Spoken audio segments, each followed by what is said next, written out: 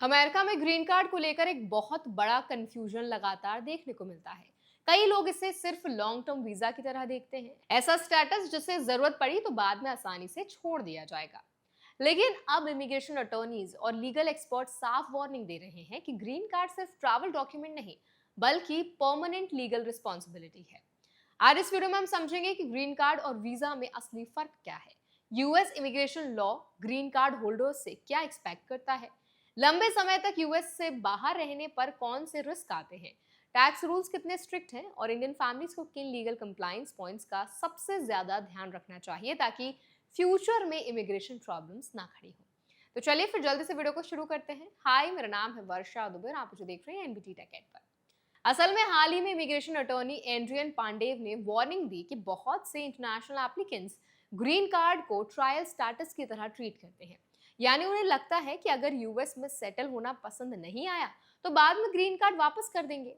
लेकिन US immigration law के हिसाब से ग्रीन कार्ड एक परमानेंट रेजिडेंसी स्टेटस है, टेम्पररी वीजा नहीं। इसका मतलब है कि यूएस गवर्नमेंट आपसे लॉन्ग टर्म कमिटमेंट एक्सपेक्ट करती है। यही वजह है कि ग्रीन कार्ड मिलने के बाद रिस्पॉन्सिबिलिटीज भी काफी हद तक बढ़ जाती हैं।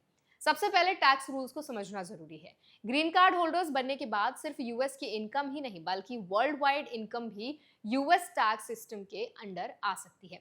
यानी अगर इंडिया में प्रॉपर्टी है, रेंटल इनकम है, इन्वेस्टमेंट्स हैं या फॉरेन कंपनी ओनरशिप है तो उनकी रिपोर्टिंग भी जरूरी हो सकती है।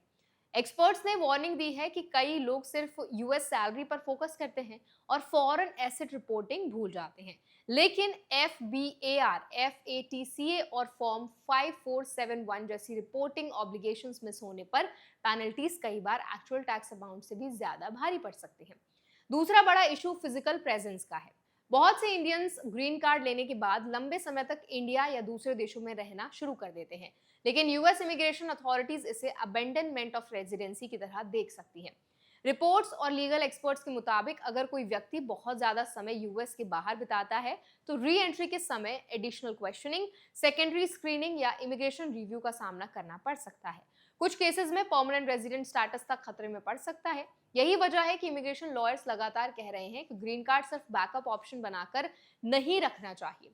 अगर किसी का मेन रेजिडेंस और डेली लाइफ यूएस के बाहर है तो अथॉरिटीज सवाल उठा सकती हैं कि व्यक्ति वास्तव में परमानेंट रेजिडेंट है या भी नहीं। लेकिन लीगल सोर्सेज के मुताबिक ग्रीन कार्ड होल्डर को यूएस में स्ट्रॉन्ग टाइज मेंटेन करने होते हैं, जैसे रेजिडेंस, टैक्स फाइलिंग्स और रेगुलर प्रेजेंस। अब सबसे जरूरी बात समझिए, बहुत से लोग सोचते हैं कि अगर फ्यूचर में यूएस में नहीं रहना हुआ तो ग्रीन कार्ड आसानी से सरेंडर कर देंगे। लेकिन एक्सपर्ट्स का कहना है कि लंबे समय तक ग्रीन कार्ड रखने के बाद उसे छोड़ने पर भी कॉम्प्लिकेशंस आ सकते हैं। कुछ हाई वैल्यू एसेट केसेस में एग्जिट टैक्स जैसी सिचुएशन भी बन सकती है, जहां वर्ल्ड वाइड एसेट्स के बेसिस पर टैक्स इंप्लीकेशन सामने आ सकते हैं। यानी ग्रीन कार्ड लेना सिर्फ इमिग्रेशन बेनिफिट नहीं बल्कि फाइनेंशियल रिस्पॉन्सिबिलिटी भी बन जाती है। इसके अलावा यूएस इमिग्रेशन इन्वायरमेंट अभी पहले से ज्यादा स्ट्रिक्ट माना जा रहा है।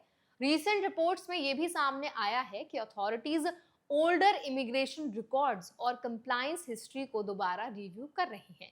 इसीलिए ग्रीन कार्ड होल्डर्स के लिए डॉक्यूमेंटेशन, ट्रुथफुल फाइलिंग्स और लीगल कंप्लायंस पहले से ज्यादा इंपॉर्टेंट हो गया है। इंडियन इमिग्रेंट्स और फैमिलीज के लिए सबसे प्रैक्टिकल सीख यही है कि ग्रीन कार्ड को इजी एंट्री पास की तरह ना देखें। अगर लॉन्ग टर्म यूएस रेजिडेंसी का क्लियर प्लान नहीं है, फ्रिक्वेंट लॉन्ग स्टेज अब्रॉड हैं या world wide tax compliance manage करना मुश्किल हो रहा है या मुश्किल लग रहा है, तो पहले पूरी लीगल अंडरस्टैंडिंग जरूरी है। इमिग्रेशन अटॉर्नीज यही सलाह दे रहे हैं कि किसी भी मेजर इमिग्रेशन डिसीजन से पहले टैक्स एक्सपर्ट और क्वालिफाइड इमिग्रेशन लॉयर से प्रॉपर कंसल्टेशन लेना बहुत जरूरी है। एक और जरूरी बात डॉक्यूमेंट्स और लीगल पेपर वर्क को लेकर है। एक्सपर्ट्स लगातार कॉशन दे रहे हैं कि इमिग्रेशन रिलेटेड किसी भी डॉक्यूमेंट को बिना समझे साइन नहीं करना चाहिए। इमिग्रेशन सिस्टम में छोटी कंप्लायंस मिस्टेक्स भी फ्यूचर कॉम्प्लिकेशंस बढ़ा सकती हैं। इसीलिए ग्रीन कार्ड होल्डर्स को travel history, address updates, tax filings और रेजिडेंसी प्रूफ जैसी चीजें हमेशा प्रॉपर्ली मेंटेन करनी जरूरी है। तो आई होप ये वीडियो आपके लिए हेल्पफुल रहा होगा। अगर वीडियो आपको पसंद आया तो उसको लाइक करें, शेयर करें। ऐसे और वीडियोस के लिए, अपडेट्स के लिए हमारे चैनल एनबीटी टेक एड को भी जरूर सब्सक्राइब करें।